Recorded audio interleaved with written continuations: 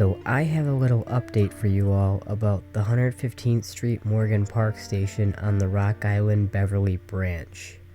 After losing the original depot built in 1892 to an arson attack in May of 2017, Metra broke ground on a new station house on June 16, 2025. They paid IHC Construction Company of Elgin $8.69 million to rebuild the now demolished station house. Along with a new station building, the project includes plans to create a new plaza, replace sidewalks, address stormwater management needs, rebuild the 2 parking lots, and replace the lighting fixtures. The old bus stop-like plexiglass shelter on the outbound side was removed, but the one on the inbound side is still there.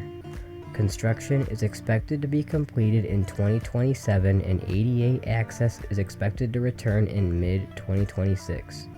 In the meantime, please use the nearby 111th Street Morgan Park station if you can no longer use 115th Street due to the construction. I'm looking forward to seeing the station as construction progresses, and I'll be sure to keep you all updated. Thank you for watching.